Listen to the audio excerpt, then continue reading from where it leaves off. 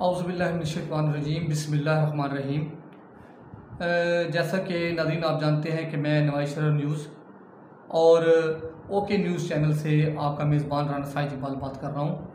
और हमारा चैनल इलाकाई मसाइल और मुल्क की सियासत पर अपने जो हमारे फॉलोअर्स हैं, जो हमारे नाज़रीन हैं, उन्हें वो अपडेट रखता है। और मैं ये बताना चाहता हूँ कि ये जो चैनल है सरगोदा डिवीज़न का सबसे बड़ा चैनल है और इंशाअल्लाह ताला हम इसकी बेहतरी के लिए मज़ीद इक़दाम करते रहेंगे। और आपके पास जब भी कोई मालूमात हों आप 0321 600 7490 पे मेरे साथ शेयर करें। इस नंबर पे मेरा व्हाट्सअप नंबर भी है और बातचीत करने की सहूलत भी मौजूद है। मैं बराह रास्त आपसे बात करूँगा। और दूसरी बात यह है कि अगर आपके पास कोई मालूमात हो तो मुझे वो ज़रूर अरसाल करें, व्हाट्सअप करें। और इंशाल्लाह आपका हमारा जो रिश्ता है और हमारे दरमियान जो एक ताल्लुक़ है वो इंशाल्लाह ये ज़्यादा मजबूत होगा। और ये एतमाद का ताल्लुक़ है हमारी दुरुस्त ख़बरों की बुनियाद पे जो नाज़रीन हमें पसंद करते हैं और मैं उनका शुक्रिया अदा करता हूँ। अब बात यह है कि आज का जो बड़ा मसला है इस वक्त, वफाकी हुकूमत ने बिजली के बिलों में बहुत ज़्यादा इजाफा कर दिया है। और सरगोदा में कल भी मुजाहरे हुए हैं और आज भी हुए हैं। लोगों ने कल भी वापडा ऑफिस का घेराव किया और वहाँ पे बिल जलाए हैं और हुकूमत ने नए टैक्सेस लगा दिए हैं। अब बात यह कि पहले ही लोग बिल नहीं अदा कर सक रहे थे और अब 10 से 15 हज़ार पे 3-4 हज़ार रुपये का टैक्स इजाफा कर दिया है।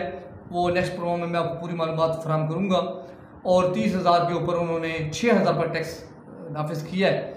अब बात ये जी कि अब होना तो ये चाहिए था कि बिल्कुल हुकूमत टैक्स जो चल रहे थे पहले ही माफ़ कर देती, लेकिन टैक्स माफ़ करने वाली बात नहीं है। हुकूमत सिर्फ़ और सिर्फ टैक्सेस को बढ़ाना चाहती है, टैक्स बढ़ा रही है और वो अपनी आमदन को बढ़ा रही है।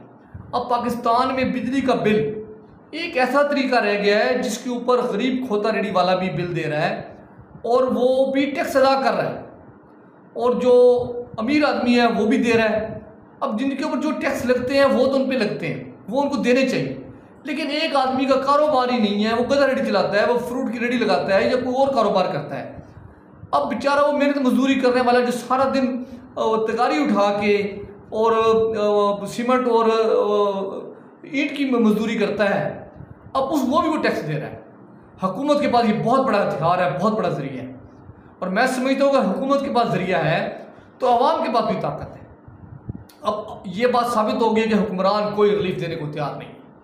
तो मेरा पैगाम ये है कि गली मोहल्लों के लोग हैं, जब तक वो बाहर नहीं निकलेंगे उस वक्त तक हुकूमत आपकी तरफ बिल्कुल नहीं देखेगी।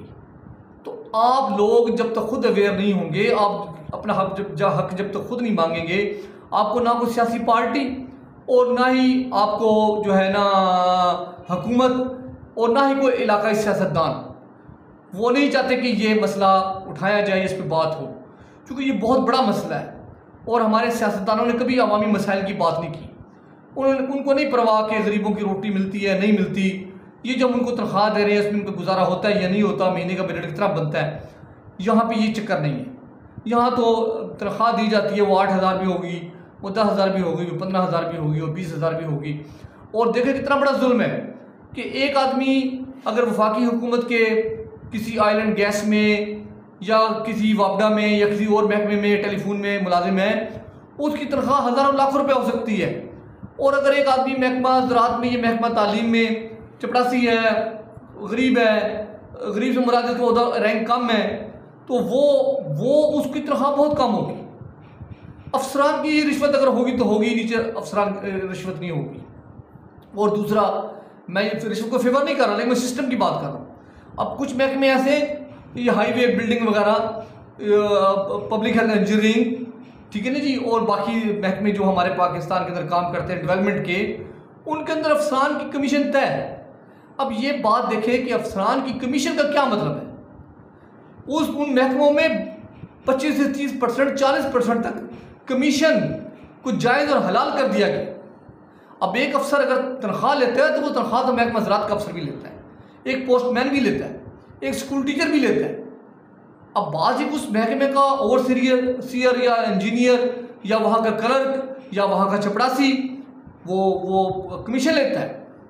महकमा फूड में करप्शन की इंतहा है। इसी तरह बाकी महकमों में यही हालात है।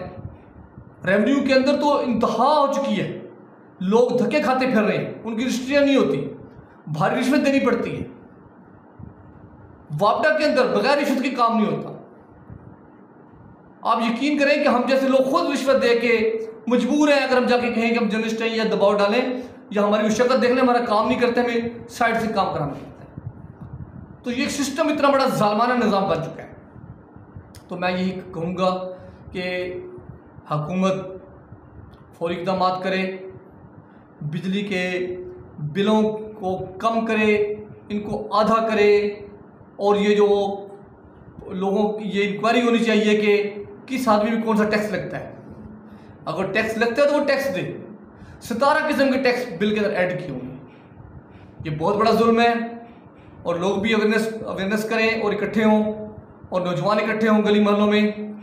इंशाअल्लाह ताला ये जो करप्शन का बाजार है, जो लोगों के साथ जुल्म है, ये इंशाअल्लाह ज़रूर ख़त्म होगा। शुक्रिया, इंशाअल्लाह हम फिर मुलाकात करेंगे। अस्सलामु अलैकुम।